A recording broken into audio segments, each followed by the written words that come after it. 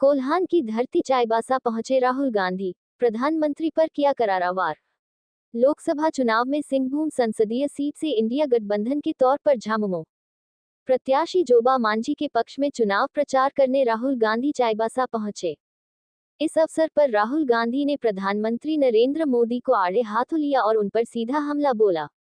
चाईबासा के टाटा कॉलेज मैदान में इंडिया गठबंधन के द्वारा आयोजित चुनावी जनसभा में राहुल गांधी के अलावे मुख्यमंत्री चंपई सोरेन, झामुमो नेत्री कल्पना मुर्मू सोरेन के निशाने पर भी भारतीय जनता पार्टी और पीएम नरेंद्र मोदी ही रहे।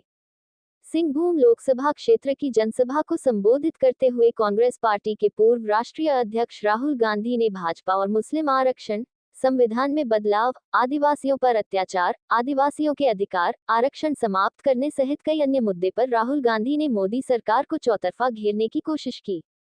गरीब परिवारों की महिला सदस्य को साल में 1 लाख रुपए दिए जाने के इंडिया गठबंधन के वादे को एक बार फिर दोहराया गया। उन्होंने मोदी सरकार पर आरोप लगाया कि देश में सिर्फ 22 उद्योगपतियों को अमीर बनाया जा रहा है, जबकि इंडिया गठबंधन की सरकार देश के करोड़ों लोगों को लाखपति बनाएगी। राहुल गांधी ने ये भी कहा कि झारखंड की जंगल जमीन पर पहला अधिकार आदिवासियों का है, इसे कोई छीन नहीं सकता है। जनसभा को संबोधित करते हुए झारखंड के मुख्यमंत्री चंपई सोरेन ने कहा कि भाजपा झूठ की राजनीति कर रही है, जुमलाबाजी के जरिए मतदाताओं को भ्रमित कर रही है।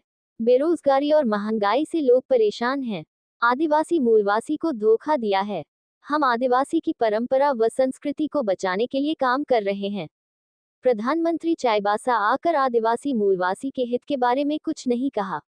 आरक्षण विरोधी है, संविधान विरोधी है। मुख्यमंत्री चंपई सोरेन ने इंडिया गठबंधन की साझा उम्मीदवार जोबा मांझी को ऐतिहासिक जीत दिलाने की अपील की। जनसभा को संबोधित करते हुए पूर्व मुख्यमंत्री हेमंत सोरेन की पत्नी कल्पना सोरेन ने कहा कि वोट के चोट से तानाशाही सरकार को सबक सिखाना है। 13 मई को सभी लोग तीर कमान पर वोट देकर इंडिया गठबंधन प्रत्याशी जोबा मांझी को जिताइए और दिल्ली भेजिए, तभी केंद्र सरकार को करारा जवाब मिलेगा। ठेकेदारी प्रथा को हम खत्म करने जा रहे हैं।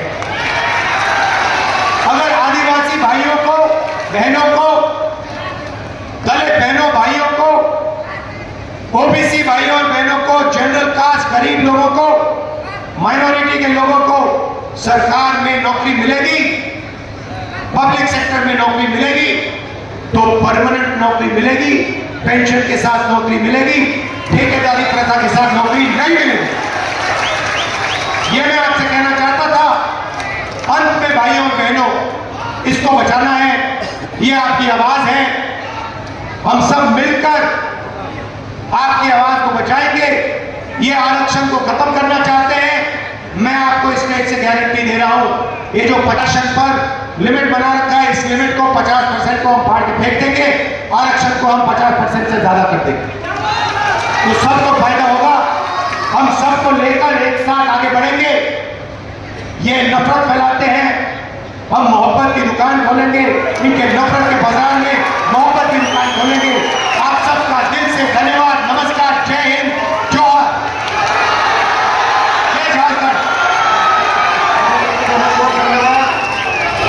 भाषण के लिए हमारे राहुल गांधी जी का बहुत बहुत धन्यवाद।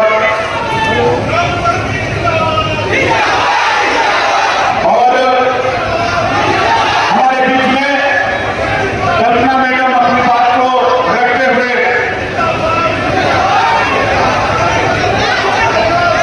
धन्यवाद ज्ञापन करेंगे।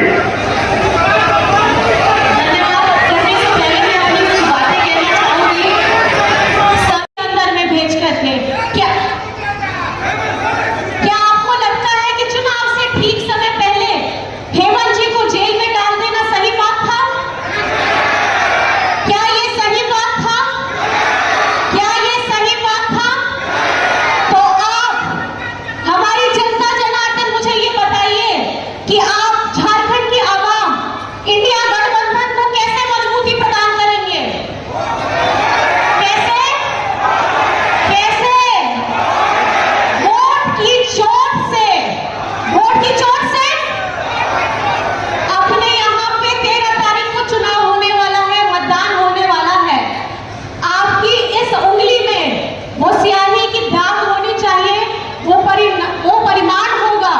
कि आप एक सच्चे झारखंडी हैं और आपने झारखंड हित के लिए, झारखंड के लोगों के लिए, झारखंड के मुख्यमंत्री के लिए, इंडिया गठबंधन के लिए आपने प्रखर होकर के अपना वोट दिया है। करेंगे कि नहीं करेंगे? मेरी महिलाएं दीदी खास करके बताइए, बहनें करेंगे कि नहीं करेंगे? दोनों हाथ उठा करके बताइए कि वोट डालने घर से निकलेंगे कि नहीं निकलेंगे? इस जोश से, इस आभार से मुझे बहुत ज्यादा आत्मविश्वास भी कल आप लोगों ने देखा भी होगा कि नेमरा में गई थी, हमारे आदरणीय बड़े पिताजी का श्राद्ध कर्म था। हेमंत जी का नया रूप तो आप लोगों ने देख ही लिया होगा। हेमंत जी का नया रूप आपने देखा? तो आप मुझे ये बताइए कि इस नए रूप को ताकत देने के लिए झारखंड की जनता पूरी तरह से, हम आश्वस्त हैं कि झारखंड के सारे लोग इंडिया गठबंधन के हमारे प्रत्याशी जोबा मांझी जी को बहुमत के साथ जिताने का संकल्प लेंगे कि नहीं लेंगे? जिताना है कि नहीं दीदी को? जिताना है कि नहीं भाभी को?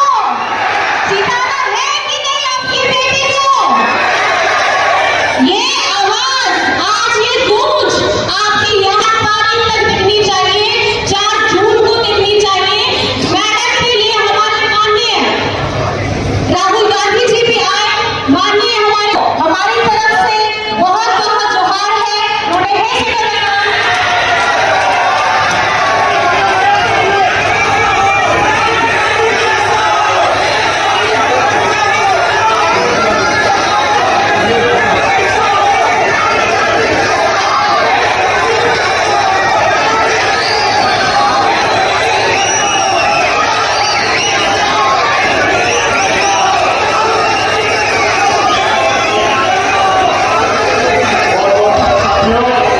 हमारे सभी अतिथिगण अपने अपने विचार लेकर अगले एडीजी में प्रस्थान कर रहे हैं।